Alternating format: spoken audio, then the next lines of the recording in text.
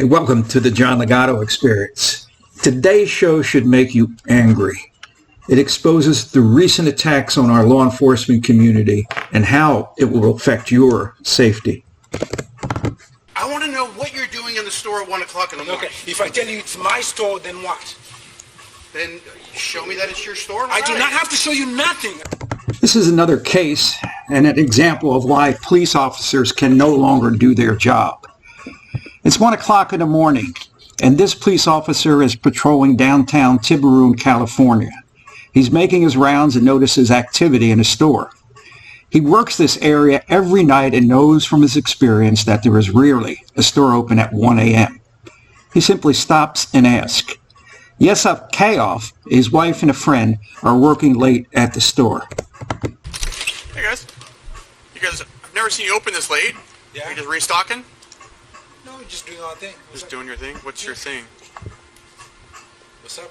Well, I've never seen anyone in the store this late. Problem? No, sir, there's no problem. I've never seen anyone in the store this late. I wanted to come check in and make sure There's everything's no okay. problem going on. Why are you here so late? It does not matter. It does matter. To who? To me. Why? Because the store's never open this late. Is it your store? No. Call your supervisor and let him come here. At this point, the officer basically has two options.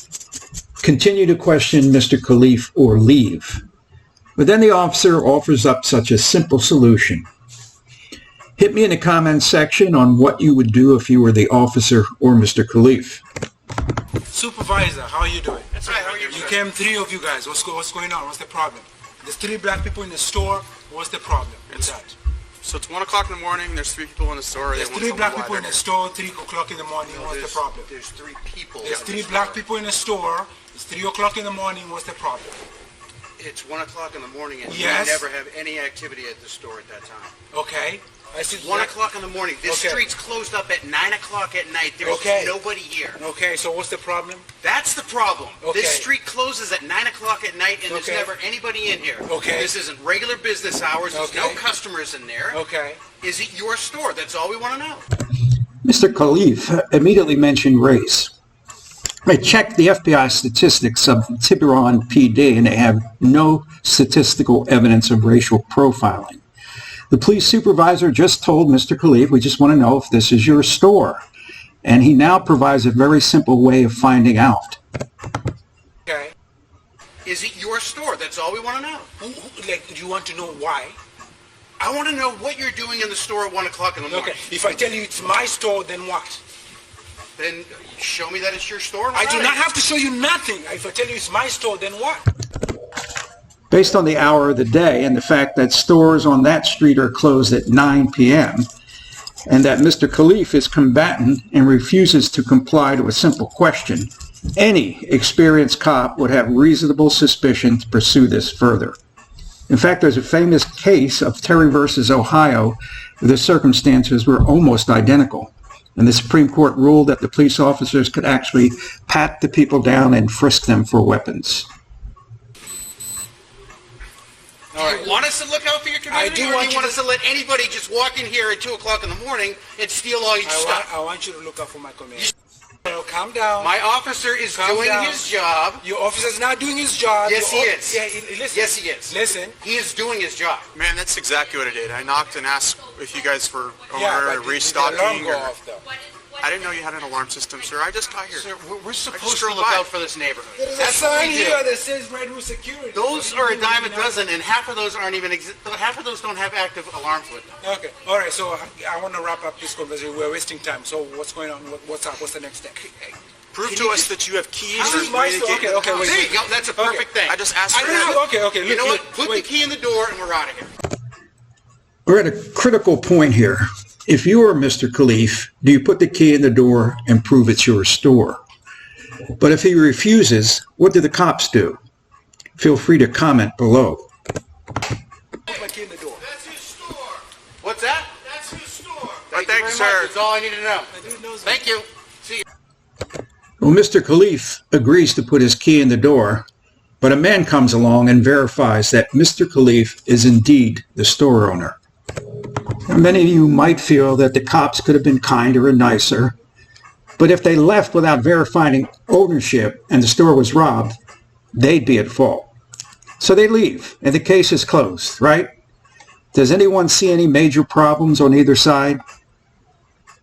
The same day as the incident, Mr. Khalif posted a video his friend recorded of the interaction on Yema's Instagram page, alleging that the encounter was an instance of racial profiling. The video went viral, sparking a protest in support of Mr. Khalif and the Black Lives Matter movement. The protest, which occurred on August 29, 2020, was attended by over 200 people who marched to the Tiburon Police Department, where Mr. Khalif spoke about his experience. In response to the outrage, Sergeant Blasi resigned on September 1st, and Tiburon Police Chief Michael Cronin resigned on September 13th. It is unclear whether Mr. Khalif is taking further legal action.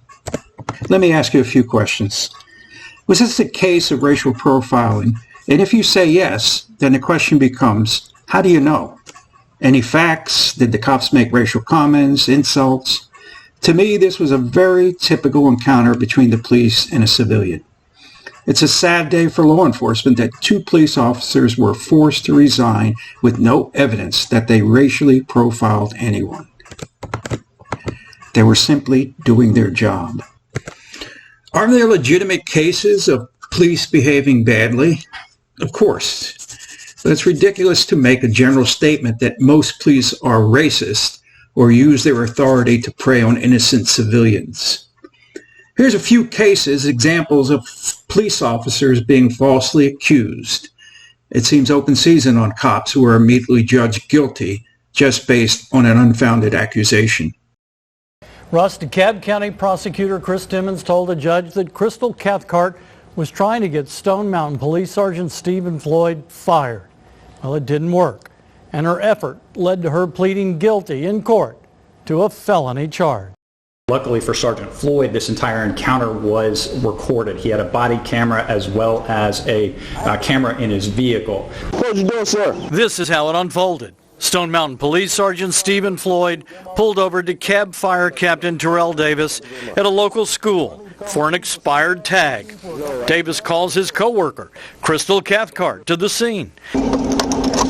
Sergeant Floyd issued the ticket anyway, but has to ask Crystal Cathcart to step away from the scene since she wasn't involved. You can wait over there. Why? Because I asked you to. This traffic stop had nothing to do. I can stand right No, there. you cannot stand right there, and this last time I'm going to ask you. Or I'm going to put you in the back of my car.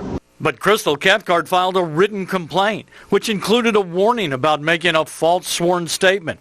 She claims Sergeant Floyd created a sense of fear at the scene, cussed her out twice, telling her to back the blank up, or he will throw her in the back of my squad car. During an internal investigation after Stone Mountain played Sergeant Floyd's body camera video showing no cussing, Ms. Cathcart changed her story, writing, "I recant the error of Sergeant Floyd using profanity."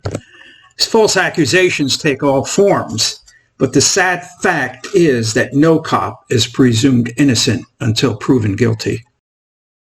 Lauren and Tim, this woman's story accusing a DPS trooper of sexual assault has been shared nearly 80,000 times online. But early this morning, her attorney issued an apology after DPS released video of that arrest. Around 1:30 Sunday morning, the state trooper pulled over Sharita Dixon Cole on suspicion of drunken driving. She tells the trooper she's coming from downtown Dallas, where she only had one drink, and she's driving to her fiance's house in Waxahachie.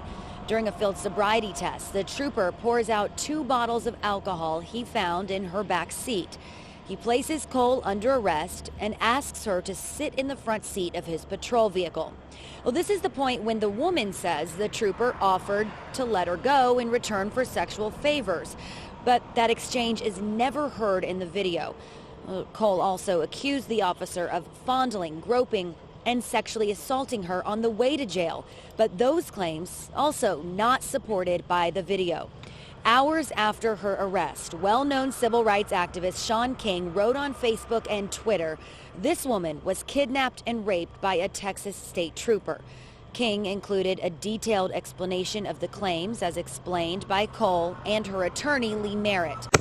So what's the bottom line here? These defund the police fanatics may get their way. Police officers are quitting and retiring in numbers as never before. And the ones that left on the job are extremely cautious and reluctant to answer calls or do any proactive police work. choosing to bide their time till retirement. And if this trend continues, American streets will be battlefields and anarchy will reign supreme.